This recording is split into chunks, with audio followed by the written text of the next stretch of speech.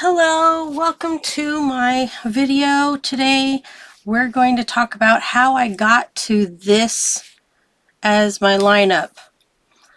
Now, a lot of this is going to be my talking, as most everything I own is in storage, so I don't have things to actually show too much. In going to school when I was in junior high, I got my first planner.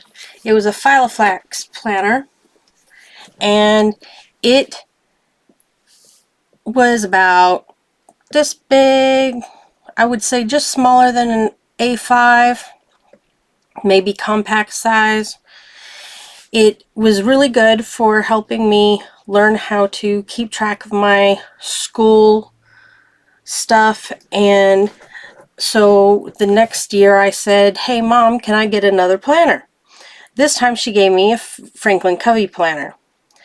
And I really enjoyed that planner. It easily became one of my favorites, especially the collegiate edition, which sadly they don't have anymore. But it had everything you needed for school. It had a place for schedules, it had a place for homework, a place for projects, a place for you name it for school, and you needed it, there was a place for it.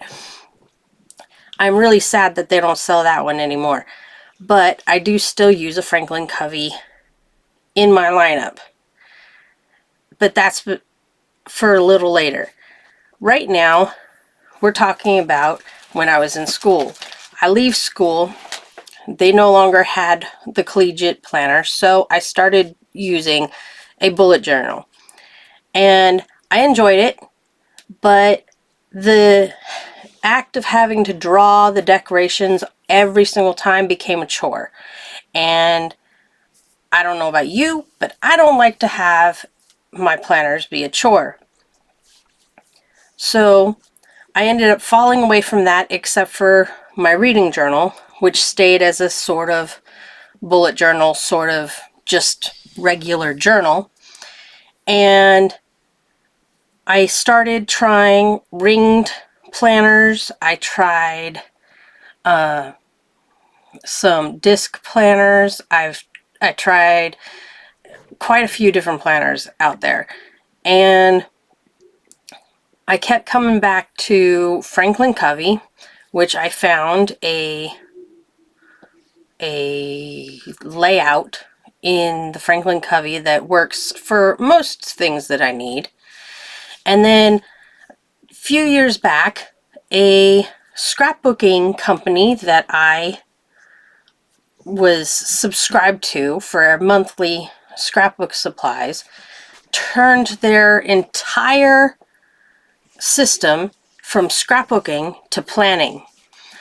And although I was a little sad about losing the scrapbooking, I figured, you know what? My planning's missing something. Let's give their planner a try. So here comes the Cocoa Daisy planner, which I used for my projects and for scheduling things that needed phone calls or emails. And it helped alongside my Franklin Covey for a good couple years. And then about a year ago, they changed the format of the Cocoa Daisy planner.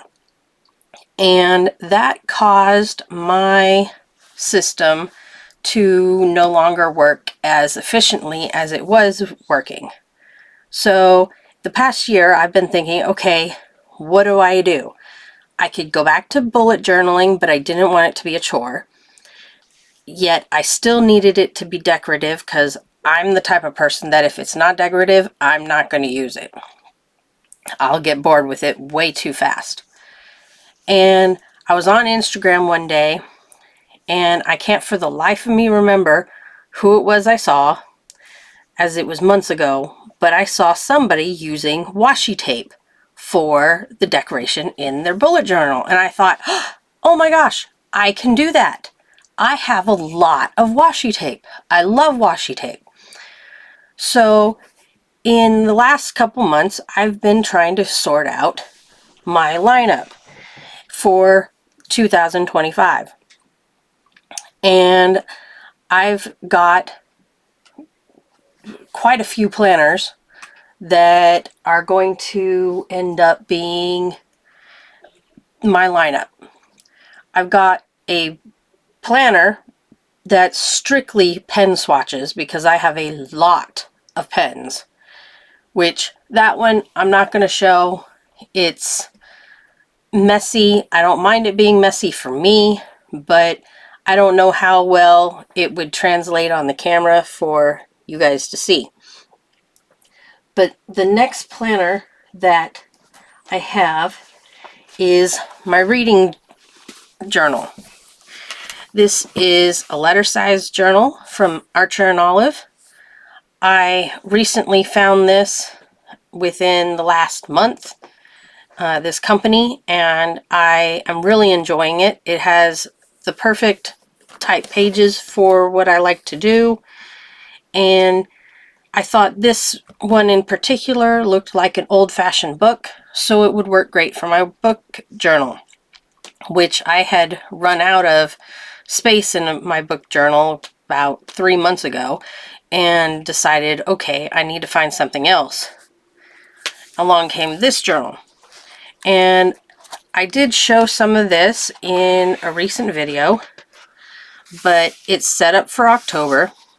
It's going to have the year 2025 in it here soon, and I have started reading books in my challenge. I didn't want to write a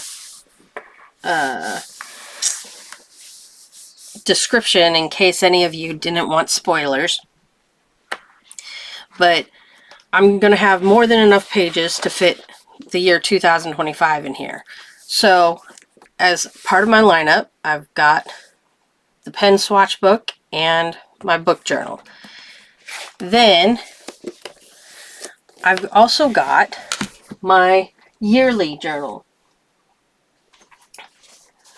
It is in a moleskin book because I had started setting it up before I found Archer&Olive. But in here I've got, ooh, noises as it creaks. I've got my 2025 started setting up. The washi tape decor is from the washi tape store. I've obviously started to populate some of this, and some of it is obviously not going to be populated till the year starts. I've got plenty of space in here for 2025. I think there may be another couple layouts I may add to here, but that's my 2025 year planner. I've also got a long-term planner, which is an Artist Loft planner. Again, the washi tape is from the washi tape shop, except for some of this, it came from Past Kits and Cocoa Daisy and some Michael's store hauls. But the biggest decorations came from the washi tape shop. And I've started making some spaces populated for quotes and inspirations, some of my subscriptions that I need to finish writing in there, my bucket list and apocalypse, which is something I like to grab if it was the end of the world or I was about to lose my home or whatever. We've got vehicle maintenance in here. We've got quite a few different collections, and I will be more than happy to go through each one of these in a later video if you guys so desire. But as part of my lineup for 2025, I've got my Cocoa Daisy planner, which has monthly planners in it, or monthly pages, I should say. This planner I use for my projects. This particular one is obviously set up for October. I won't receive my 2025 first month, January, subscription box until in December. But the layout will be fairly similar. I'll have a place for goals.